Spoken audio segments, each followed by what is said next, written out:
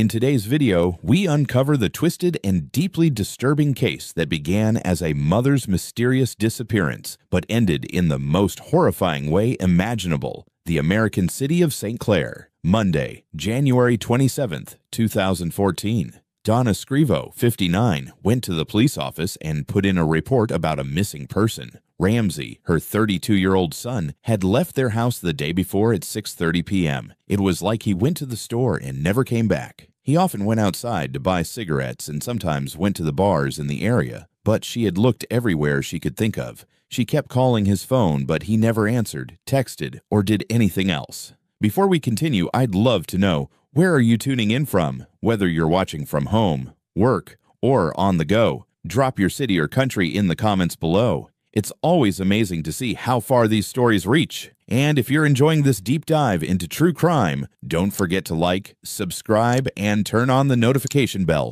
so you don't miss what's coming next. Now, let's get back into the case. That being said, Donna said her son had been identified with psychosis, depression, and paranoia, even though Ramsey was a bit older, and it might have been best to wait a little longer. She told him he was dangerous to himself, and that he was under emergency care right now because he was thinking about killing himself. He was very sad because his father Daniel had died. Daniel had been sick for a while, Ramsey had been working and not working for a long time, but nothing had really stuck. He learned how to be an accountant, but quit when his boss said bad things about his work. After that, he worked in building and even tried to start his own lawn care business. People told him that his dad was the only person who would hire him when he turned 30, so he started working there. But this too didn't last. They charged Ramsey with assault, trespassing, and careless driving after he got into a fight in a pub.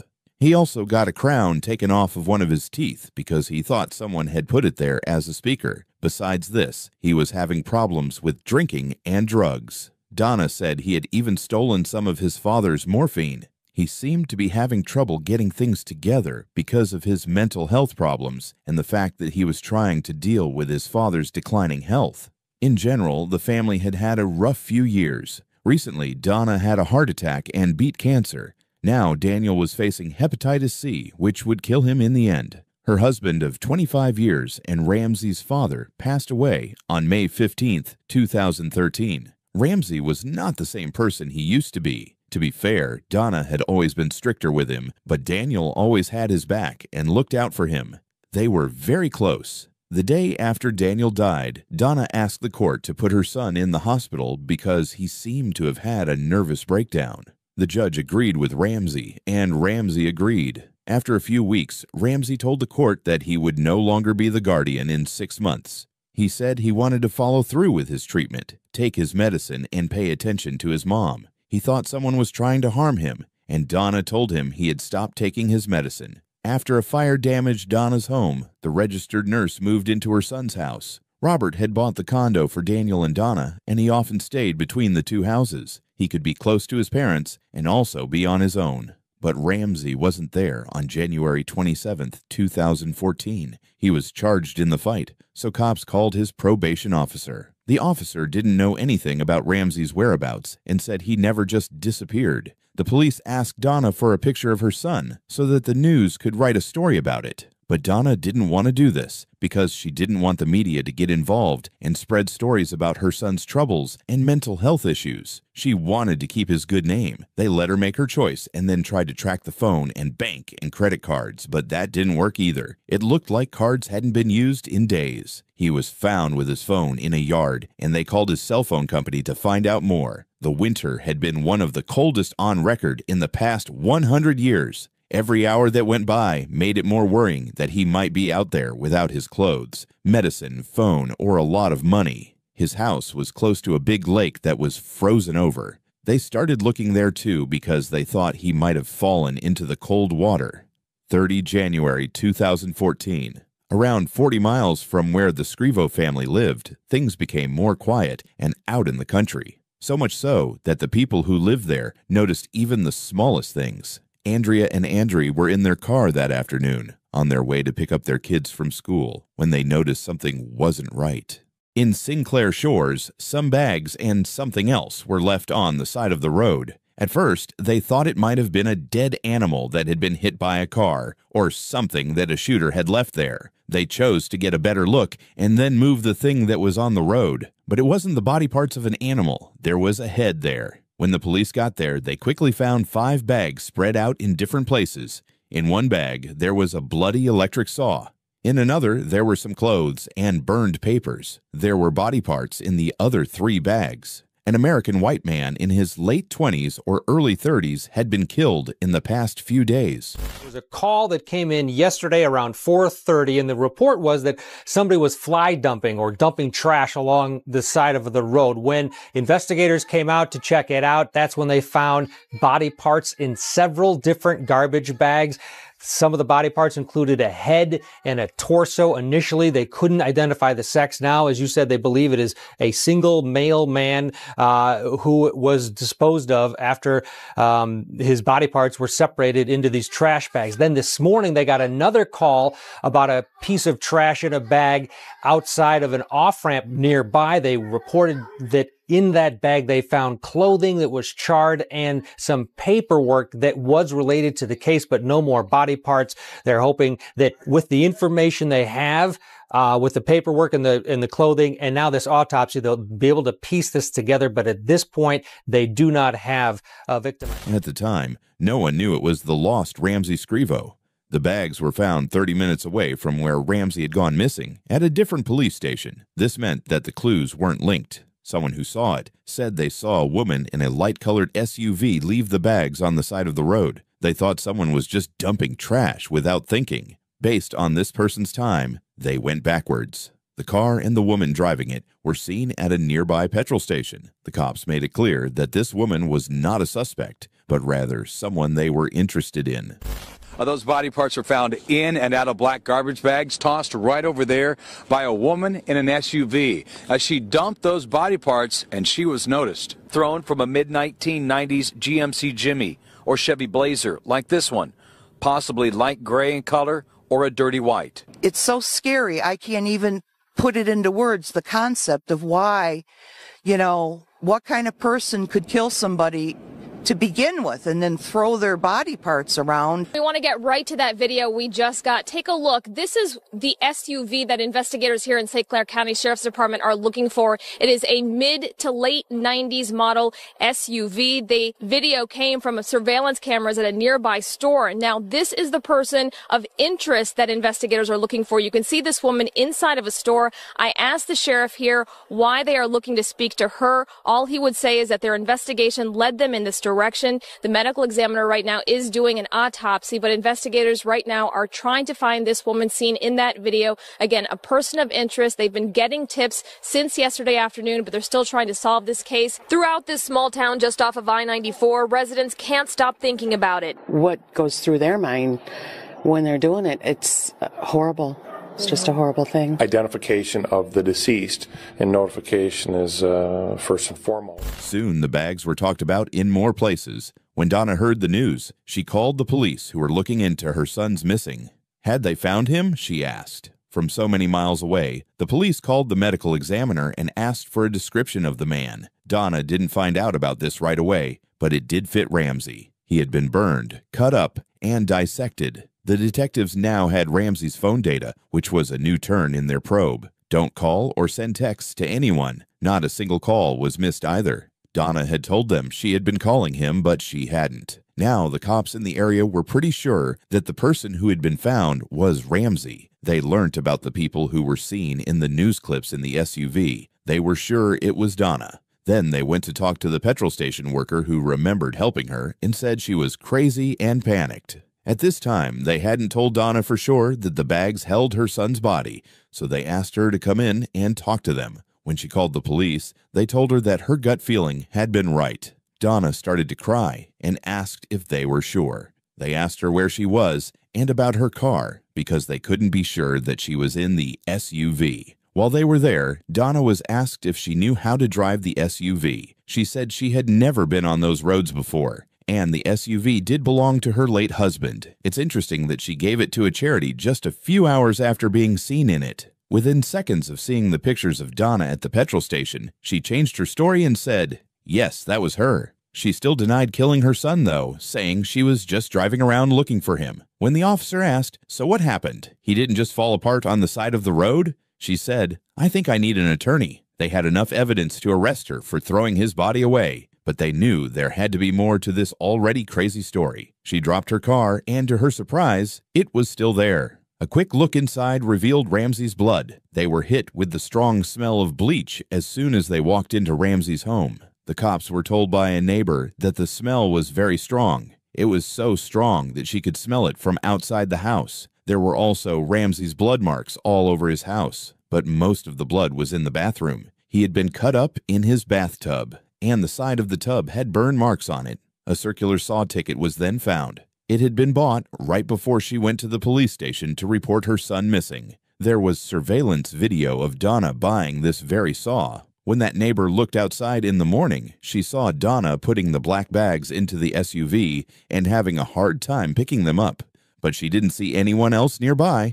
It was just her. Ramsey's body parts were taken out, buried, and mutilated, and Donna was charged with those crimes. She was put on a $100,000 bond, which was quickly raised. Her accused of mutilating and dumping her son's body will have to come up with more money if she wants to get out of jail tonight. A judge raised Donna Scrivo's bond from $100,000 to $250,000 cash after finding out she didn't tell the truth about her finances. Meantime, police are building a case of premeditated murder against her. Because the autopsy, the medical examiner's report is not complete. It's inconclusive right now, so the pending murder case still rests with the medical examiner. 59-year-old Donna Scrivo was soft-spoken and appeared shell-shocked with a small courtroom full of media and some family friends. She's only charged with mutilating a body, a 10-year felony, and moving a body from the place of death, a 1-year misdemeanor. Police will only say she admitted to being in that county. Trouble escalated for the family last year, starting with the death of her husband in May, the family home burning in July. But people who know the family say that, and now all of this makes no sense. She doted on him, like all mothers do with their sons, and I can't get my head around that. So, Jim, how long before we know what actually killed this young man? Well, it's going to be toxicology. That could take several days, and police and the sheriff from St. Clair County refused to discuss whether there were any other visible signs of trauma. Was her son beaten? Was he poisoned? That remains to be seen. The cops still couldn't prove the murder charge, though. The chief said, "These charges are not the end of the case. At this point, we are still working hard on a murder case." Well, right now, this is the latest. We have learned that the medical examiner is performing an autopsy on those human remains. He had choked to death and had cuts on his neck from the rope. His head and shoulders had also been hit hard. He also had a very high amount of Xanax in his body. Donna said that Ramsey did take Xanax and often abused other prescription drugs. But police think that the amount found in his body shows that Donna gave it to him. She wrote the order for the Xanax in her own name. The last pill had been added not long ago, but when it was found, it only had one left. Investigators think she gave him a drug that was almost fatal and knocked him out. Then she choked him and cut him up in the bathtub. She was finally charged with murder in the first degree as well. Even though Donna was in jail's mental health unit, the investigation was still going strong. Detectives also started looking into the fire in Donna and Daniel's house, which is what made her move in with Ramsey all those months ago. At first, she told her insurance company that no one was home when it happened. However, when they looked at the fire department records, they saw that this was not true. The fire here at Donna Scrivo's house started right downstairs in the basement. Well, now the defenders have uncovered surprising new information. It's all laid out in these documents. And you will see in a moment exactly why police are taking a look back at this fire and trying to figure out what really happened. Today, a dumpster remains in the driveway, and tonight there are more questions about what really happened here the day of that fire. According to these police reports we just received, at the time of the fire, Scrivo told police no one was home when that fire broke out. But these documents from the fire marshal we received today tell a much different story. Not only was Scrivo home, but so too was her son Ramsey. In fact, when the fire broke out, Ramsey Ramsey was fast asleep in the basement, just feet away from where that fire started. Investigators close to the case at the time believed a faulty hot water heater sparked that blaze, but now some are questioning whether this fire was intentionally set and whether Donna was trying to harm her son. Police will only say tonight they're looking into it. Ramsey often slept in the basement, which is where the fire began. His escape was safe, but it made us wonder if this really was a mistake. But people who knew Donna were shocked. Her friends all said she was nice, thoughtful, and a great nurse. Everyone loved her, including her husband and kids, and couldn't believe she would hurt anyone or do something so disturbing. The police said they had talked to both of them before about problems in the home. There was no actual violence, but complaints of noise and disorder had been made. Donna pleaded not guilty to all of the charges, and a test showed that she was mentally fit to stand trial. It was important for her lawyer to get a second view to see if she knew right from wrong, and if she could go to trial and testify in her own defense. She was on trial in May 2015. Her lawyer said, "When I saw her in jail, she was in and out of reality. She has some rough issues, but I'm not a psychologist. I'm not qualified to say what her mental state was that day." She chose to defend herself in court. At this point,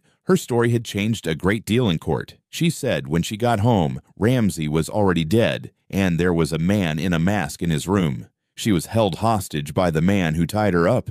He then made her buy the saw, take the bags with his body parts to her car, and throw them away. The authorities raised an eyebrow. She talked to them about this in interviews and other times for more than a year, but it was never brought up. Someone had told Donna that he would kill her and her family if she spoke out, so she was afraid to. The prosecutor said it was horrible. It's planned. It's been planned out. His mother takes care of it. It doesn't make sense. It's because Donna Scrivo killed the person. Mark Twain said it best. Mark Twain said an honest man need not have a good memory. Which means we've all had tragedies in our lives that we remember the details of. This has to have been the most tragic thing in her life, yet she can't testify. She's throwing a little hissy fit on Friday because she's got to have her notes. The only reason you need notes is when you've made the story up and you want to be certain you're consistent within the story. I mean, think about her Monday routine. He's murdered on Saturday night. I still can't get over ordering the pizza on Sunday. Who does that? Who calls Domino's while your son's dead upstairs and orders a pizza? And then Monday morning, we go to Lowe's. We go to Corey Toller at the probation department. We go to the police station to list a missing.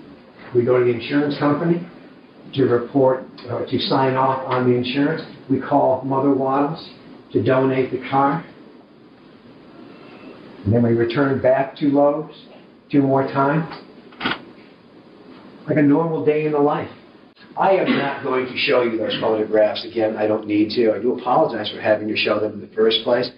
But if you dare to look at them later on, take a look at how large he was and how much effort it would have been with an 1.5 inch saw to rip him away. The state had a lot of proof, like all the different ways Donna had responded when her son went missing. No one in the area had seen or heard an invader, which had to be made clear. 2 locals said they saw a suspicious man in the area, but the man wasn't wearing a mask and wasn't near the house. So why would someone from the outside do this to Ramsey but not to Donna? There was no theft. No one broke in. It didn't make sense for someone to be taking a chance when they had nothing to gain. They said she never called the cops during this whole thing. A crazy man had just killed her son and made death threats against her. But he didn't mind if she went into town by herself to buy a saw, talk to workers, stop at the petrol station, and dump the bags. She never thought to call for help.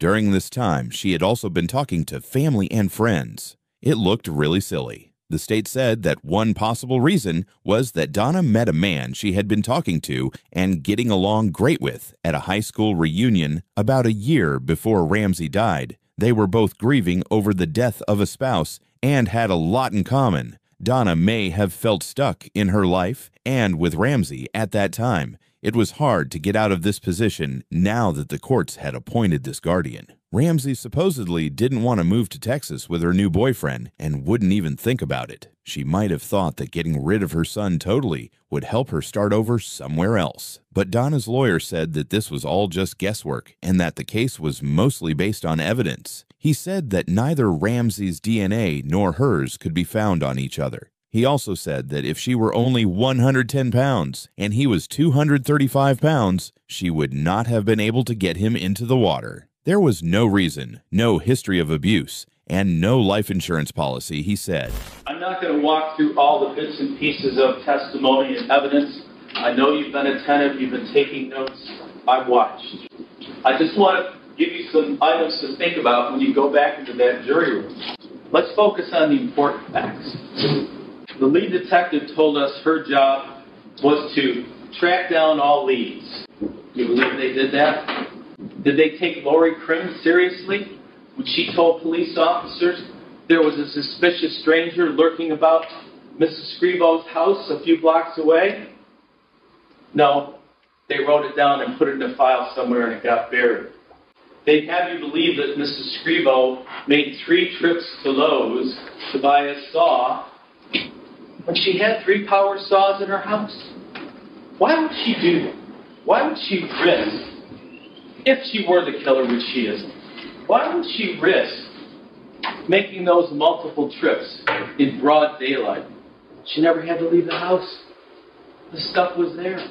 Donna often disagreed with the lawyer while she was on the stand. She asked him, "Are you done?"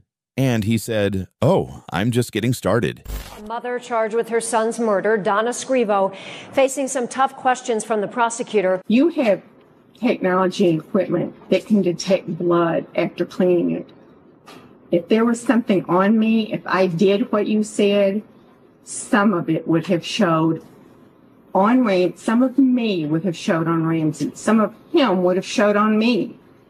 And you didn't bag and tag my clothes or anything. I want to answer this question, okay? You had your chance on direct to repeat that over and over and over, and we're going to talk about that in just a second, okay? Because I'll ask another question. Why did he let you live? Well, I mean, that's just it. I read the papers on Friday.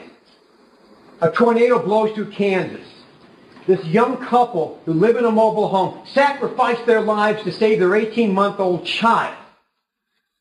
And here, you do absolutely nothing to save your son Jason, to save the nieces and nephews who sit here with these fake tears crying over, okay? When you say a few minutes ago that you're 61, you have nothing else to live for, they have their whole lives ahead of them, then why don't you sacrifice yourself? Why don't you take a chance? Why don't you do something?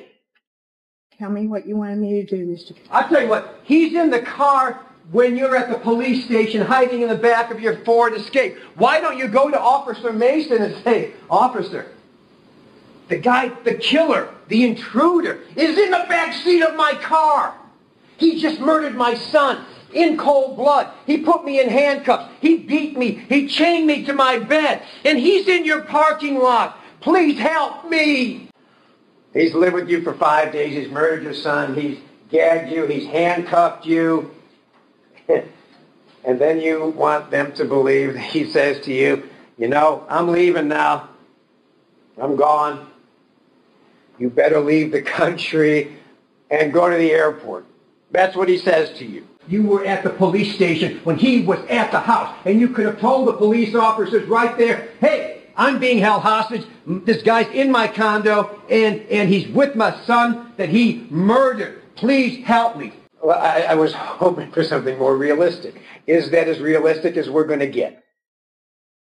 That's what happened. That's what happened. Where's Ramsey's right arm? Sir, I don't know. Where's the dark jacket that you were wearing that day in all those videos? I don't know. Whose are the female clothes that we found in all the items that were burnt? Because you're not going to tell me this guy put on your clothing, right? I saw the BP photographs. You say he's in the car. You were in the middle of nowhere. Do you think that Erica Matthews, the cashier at BP, she would give you as little credibility as you say the police officers gave you if you were to say to her, "There's a man in my car with body parts of my son. I'm afraid for my life. Can you call the police? I'm going to make a right on this road. I'm going to go straight up this road, and you can find me there. Did you say that? I didn't say anything. You had the power in your hands to have him arrested, to have him face the charges of murdering your son. You did nothing at that time at the BP gas station, right? I'm not going to answer that. I think I did everything to protect the rest of my family. I did exactly what he told me to do, when he told me to do it. You lied to your mother-in-law that day. You lied to Corey Toller the next day. You lied to Officer Joe Mason. You lied to Detective Ike. You lied to Detective Rickard. You lied to Detective Rude. Yes, sir. You lied to all 3 of the Lowe's employees. I don't believe that, but whatever. Okay. Well, I mean, look, chopping up a body is not a household project, is it? Okay. When my neighbor was murdered and my father died, I remembered absolutely every detail because it was that important in my life. Your son is murdered before your eyes. Technically, you claim to be in the next room. And you needed your notes on Friday to help you remember. What is it about those notes that wouldn't have been burned into your memory? It was clear that Donna was upset when the decision was read. I'm not Mother of the Year. I have multiple problems. I think I did everything to protect the rest of my family. Donna was sure she would be found not guilty. He said, Miss Scrivo, yours is perhaps the most heinous crime I've seen in all my years on the bench. The horrific nature of your offense is mind-boggling. Doing what you did to another human being defies belief. You did it to your very own son. Donna Scrivo was given a life term in prison in 2015 with no chance of getting out. The judge said it wasn't enough, even though it was the toughest sentence she could get. Even while she was being punished, she talked to the judge for about 20 minutes, arguing and telling the same story about the stranger in the house. Andrea and Andrew found Ramsey's body by the side of the road. They went to the sentence in the hopes that it would help them move on with their lives. This is a very scary story, and the truth is that no one will ever know all the facts. What in the world could have made a mother do something so horrible and hard to understand? There is no way to describe how horrible and terrible murder is. It causes a lot of damage. On a personal level, though, we find it even more disturbing when a murder includes cutting up bodies. Not only is it killing someone, but it's also destroying their body on purpose and wondering how someone could do that to anyone, let alone their own kid. Thank you for watching. Share your thoughts about this case in the comments below. I'd love to hear your perspective. Don't forget to like, share, and subscribe for more true crime documentaries. Stay safe. Take care of yourself and your loved ones, and I'll see you in the next video. Next.